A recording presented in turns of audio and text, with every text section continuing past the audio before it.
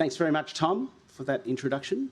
And I begin by acknowledging the traditional owners of the land that we gather on here today, the Ngunnawal people, and pay my respects to their elders. And I extend that respect to all First Nations people here today.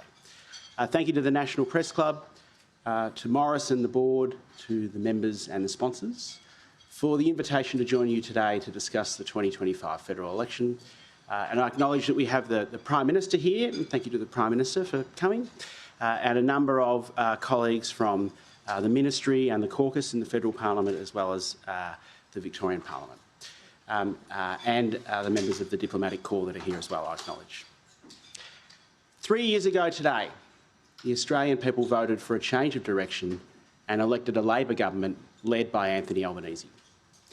Labor won the 2022 election because the Prime Minister talked about the future and offered the country an alternative to more of the same. On the 3rd day of May 2025, Australians confronted a starker choice.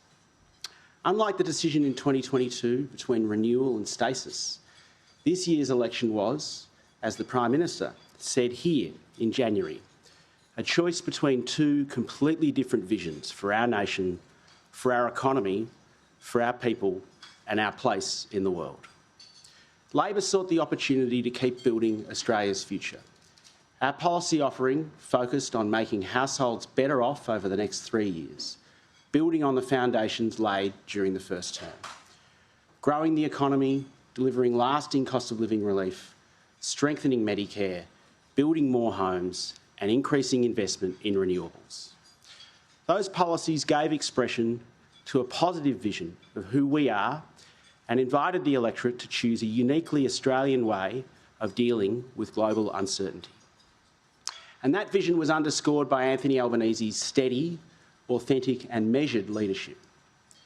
In contrast, Peter Dutton promised to drag the country backwards, back to the cuts of the Coalition's decade in power with a promise to slash billions that would have put even the Abbott hockey budget in the shade. Back to the relentless, confected division of culture wars and punching down, and back to the evidence-free, politics-first approach to energy that held the country back the last time the Coalition were in power. Our campaign succeeded because Australians accepted two simple arguments that we put forward. First, Anthony Albanese was the only leader with a plan to make Australians better off over the next 3 years. And in uncertain times, Peter Dutton was not a risk worth taking. As Tom said, though, at the beginning of 2025, the conventional wisdom was that Labor faced an uphill battle to stay in power, let alone secure a majority. The Coalition held a modest lead in the published polls and Labor was being written off by many. This groupthink was informed by international events. During 2024, more people voted in national elections than any year in history, and incumbents were punished everywhere. But it was more than that. The opposition embraced this consensus, and they were more focused on claiming front-runner status than explaining what they would do if they won. This built on their misread of the 2023 referendum, convincing themselves that a century-old reluctance to change the Constitution represented a realignment of Australian politics and an endorsement of their narrow worldview. In fact, a defining condition of public opinion coming into 2025 was how open to hearing from both sides many voters were. It had been a very tough few years, and after 3 years of cost of living pressure, many voters were prepared to consider the alternative.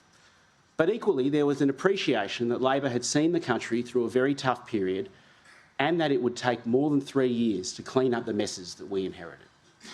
In retrospect, it's easy to be critical of the Coalition for assuming that the anti-incumbent wave would keep rolling into 2025 and they didn't need to do anything other than ride it.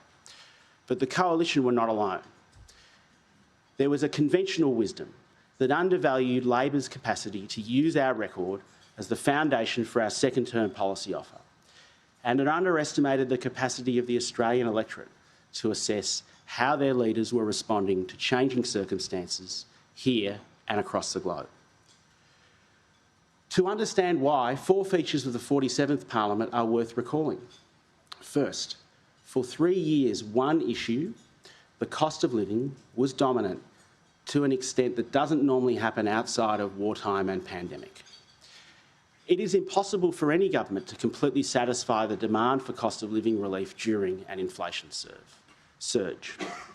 And that's why we saw governments as ideologically diverse as the Biden-Harris administration, the UK Conservatives, the Japanese LDP, the Indian BJP and the Portuguese Socialists go backwards at national elections during 2024. But in the face of that cost of living challenge, Labor did everything that we could. Over 3 years, we delivered a comprehensive agenda of responsible cost of living relief that made a difference. Tax cuts for every taxpayer, energy bill relief, cheaper medicines, free TAFE, Medicare urgent care clinics, cheaper childcare, reduced HECS debts, and pay rises for millions of workers. These measures had another thing in common. Peter Dutton and the Coalition opposed every single one. So over the 3 years, Labor's record and Peter Dutton's opposition built an advantage for Labor as the best party to provide cost of living relief. Secondly, the government's economic strategy got inflation down without paying for it with a recession or higher unemployment. There is no more important achievement for a Labor government. Today, unemployment remains low and annual real wages have grown for 18 months straight. If the Coalition had their way, this wouldn't have been the case.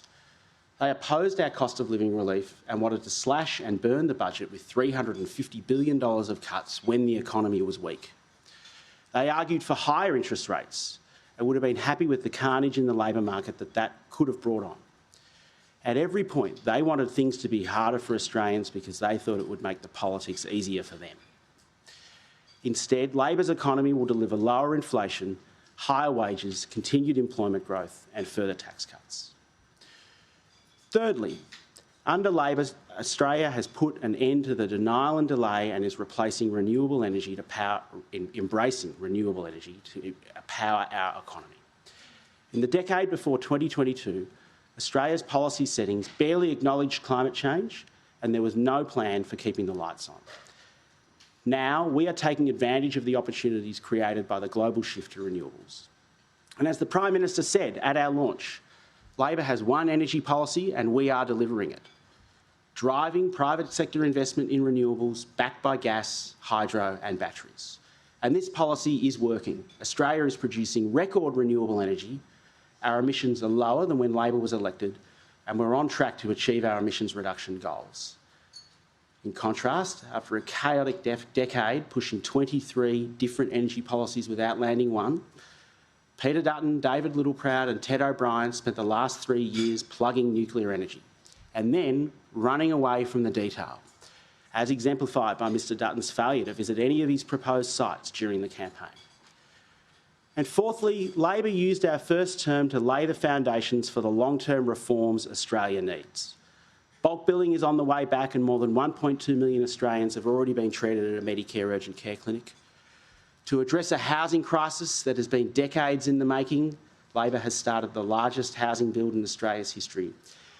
And public TAFE has been restored to its rightful place at the centre of vocational education. In response to this agenda, the Coalition wanted to have it both ways, to claim they would have done a better job, but to hide the detail of their alternative plans. They opposed Labor's Medicare urgent care clinics, calling them wasteful spending. They joined with the Greens to block Labor's housing agenda and promised to cut funding for new homes. And they tried to block free TAFE and promised to axe it because, according to the new Liberal leader, if you don't pay for something, you don't value it. But when it came to the campaign, Peter Dutton said that Australians would have to wait until after the election to find out where a Dutton government would cut. Instead of campaigning on the details of his plan, he left a vacuum.